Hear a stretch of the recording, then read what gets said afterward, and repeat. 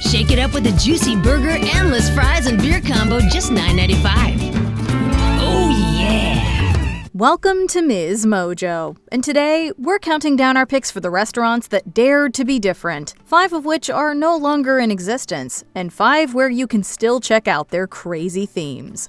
Offering a wild place to shop and eat, this unique restaurant recreates the sights and sounds of the Amazon right here in the heart of the West End. Number 5, Jekyll Hyde Club. Victorian horror, weird science, and burgers collided in this retro-themed restaurant that opened in early 90s Manhattan. New York City's most terrifying haunted attraction. The Jekyll Hyde Club was a unique dining experience complete with a repertoire of characters lifted right from Gothic literature. Its cocktail menu included drinks like Death by Poison and Kiss of Death, and the entire atmosphere was meant to evoke a 19th century haunted house dining experience. I kind of expected to see like an eyeball floating around. I know, an eyeball in the drink would have been really nice, I think. Or like a hunk of bloody steak, you know. If you're ready to book your trip, we've got some bad news. Attempts to expand the restaurant failed, with the last of its 2 locations being shut down in 2022. It's too bad. It sounds like a horror fan's dream. Located at 1409 Avenue of the Americas at 57th Street in Midtown Manhattan. Remember, anything can happen at Jekyll and Hyde. Number 5, still, Margaritaville. When Jimmy Buffett died in 2023, legions of fans mourned his loss. But luckily, part of him still lives on in the tropical atmosphere of the Margaritaville restaurant chain. Named after his most famous song, the place's vibe is a total manifestation of Buffett's easygoing and idyllic tropical-themed persona. Wasting away again in Margaritaville. From the food to the beach-inspired decor, the island theme runs deep through the entire place. Its menu includes Cajun-inspired items, seafood, southern comfort dishes, and, of course, a comprehensive selection of margaritas. And don't worry if you lose your shaker of salt, they've got plenty. All of those tourists covered with oil. Number 4, Lone Star Steakhouse and Saloon. And Lone Star restaurants, well, they're done in Colorado. Their website no longer lists any locations as being in Colorado. We checked on the one out in Golden, and we found this sign that says the restaurant closed Friday. Western-themed steakhouses are a dime a dozen, but considering its heyday was the 1990s and 2000s, Lone Star's saloon-style interiors and its floors covered in peanut shells makes a lot of us super nostalgic. Beer and a thick, juicy steak. Across the hardwood floors and the peanut shells, he walked to the bar. Then dang, he fell. In love, that is, the Lone Star. They had big, hearty steaks that were always cooked right. It took the fancy ambiance of other steakhouses and made it feel rustic and celebratory. While you could compare it to places like Texas Roadhouse and Outback, Lone Star somehow felt unique. Our mesquite grilled steaks come with steaming baked sweet potatoes and such, but they say we need fruit. Well, we got a rawhide Rita, Pecos peach, and beer. Over the years, it scaled back and retired many of the things that made it special, including the servers' line dances. At one time, it operated over 250 restaurants in the mainland United States. The location in Guam is the only one still in operation. See you Saturday. Bye, guys. Stop in and check out the new Lone Star Steakhouse.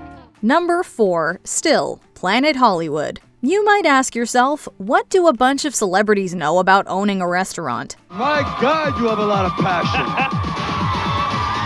Planet Hollywood has landed on the end of the continent. All of Key West is lined up to see the stars, baby. With financial backing from stars Sylvester Stallone, Arnold Schwarzenegger, Demi Moore, and Bruce Willis, Planet Hollywood opened in 1991 to huge fanfare. Sold on their names and those of other famous supporters, the restaurant was meant to reflect the glamour of the movies. Our own Chris Raggi hosted the grand opening of Planet Hollywood's newest location, and he kept thousands of fans pumped up for a stream of stars. Hey everybody, Samuel L. Jackson, show me the love, what's up? Motifs like red carpets, Hollywood memorabilia, and replicas of movie props lined the walls and hung from the ceilings. Business notably slowed down once the 21st century hit. Planet Hollywood and the All-Star Café, and it's just a great day in Myrtle Beach, and I'm so excited! Locations closed, leaving only a couple of restaurants and hotels carrying the Planet Hollywood name. But after years of semi-obscurity, a new Planet Hollywood opened in Times Square in 2025. Number 3, Dive. While they were busy co-founding DreamWorks Pictures, director Steven Spielberg and former Disney chair Jeffrey Katzenberg made a play for the dining industry. Well, the first mistake with the shark was they made a big mistake and they built it for fresh water. Dive, exclamation point included, was marine-themed, shaped like a giant yellow submarine, with a menu full of sub-related puns, including submarine sandwiches, obviously. Half restaurant, half ride, the dining room would be timed to simulate submerging into deep water every hour or so. At the press of a hydraulic button and pulling a lever back, supposedly the shark comes shooting out of the water head first, and this has absolutely happened because David Brown and Dick Zanuck were there watching with me. Honestly, considering who was behind it, we're sorry we won't get a chance to try it out. There were plans to create a chain, but Dive managed to open only 2 restaurants before closing. You're gonna need a bigger boat. Number 3, still Rainforest Cafe. Swing in now for our steak and shrimp platter for only $13.99. Feast on our juicy top sirloin steak paired with our succulent coconut shrimp fried to a golden brown. It seemed like the coolest place ever when you were a kid, but if you lost track of the jungle-themed Rainforest Cafe and its fake foliage ceilings and primate animatronics, never fear. Well, unless you're scared of animatronics. Cascading waterfalls, tropical fish tanks, chattering gorillas, and of course the trumpeting elephants. This place is still around and seemingly going strong. Waterfalls, nature, and lifelike animals are the backdrop for the restaurant's standard American classic-infused menu. But that volcano cake dessert is still the star after all these years. More limited in its scope, there are just under 24 locations, including permanent spots at several Disney resorts worldwide. Is also an important message that we do not inherit the earth, but borrow it from our children. Number 2, Miss Cheeseburger in Paradise. In 2002, the Jimmy Buffett brand expanded with yet another restaurant based on one of his biggest hits. Cheeseburger in paradise. Heaven on earth with an onion slice. Cheeseburger in Paradise specialized in, you guessed it, cheeseburgers. And the paradise came in the form of island-themed decor. Palm trees and rustic wooden tables and chairs gave the place a fun beachside resort bar vibe. Like Margaritaville, the cocktails were a major selling point. Unlike Margaritaville, Cheeseburger in Paradise never quite caught on. It says that it's with great regret that we must inform you that Cheeseburger in Paradise in Indianapolis will close Tuesday, August 21st. Not quite as nice as its predecessor, it closed its last restaurant in 2020, but it was trending downward for years before the COVID-19 pandemic. Luckily, you can still order a Cheeseburger in Paradise at Margaritaville. Your mini cheeseburgers. And life was good. Escape to Cheeseburger in Paradise. Number 2, still medieval times. Across its 10 North American locations, visitors at this themed restaurant feast like kings and queens in an arena that overlooks a jousting field. Medieval Times Dinner and Tournament is a meal and a Renaissance fair rolled into one. We have your feast. Thank you very much. Oh my God, thank you so much. Roasted chicken, roasted potato. I like mashed potatoes better. Mashed potatoes? Yeah. Thank you so much. Thank you so much. Featuring a skilled cast of performers, sword fighting and jousting on horseback, dinner here is a 2-hour commitment. The menu is modern, family-friendly comfort food, with roast chicken, spare rib, and potatoes, but the experience is still incredibly unique. We do have a 4-course meal. They are served chicken that is wonderfully seasoned with potatoes and corn on the cob. The vegetarian options, they do get a 3-bean stew. A night out at Medieval Times plays out like a Shakespearean drama with all the boring bits cut out. My family lay murdered in cheer! I'm sorry. Winch, can I get another, what's this called, peasant punch? Ooh, this junk got me leaning.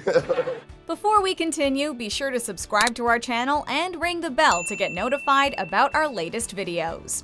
You have the option to be notified for occasional videos or all of them. If you're on your phone, make sure you go into your settings and switch on notifications. Number 1, Miss, the official All-Star Café. We're going to talk about your favorite team, your favorite sports personality. We're going to have them right here with us from the All-Star Café right here in Las Vegas. Pooling their combined fame, athletic celebrities like Shaquille O'Neal, Tiger Woods, Wayne Gretzky, Ken Griffey Jr., Monica Seles, and Andre Agassi opened the official All-Star Café in 1995. Their combined star power turned it into a supercharged sports bar. It had everything from memorabilia to huge TVs for watching games to all the American favorites you could want to eat. And you never know when they'll show up. Long, short. It's the official All-Star Café. Ken Griffey Jr., 301 lifetime average. The last one closed in 2007. In the 90s, sometimes it seemed like athletes were bigger celebrities than movie stars. But the idea that they'd get together and pull a Planet Hollywood is kind of nostalgic in itself.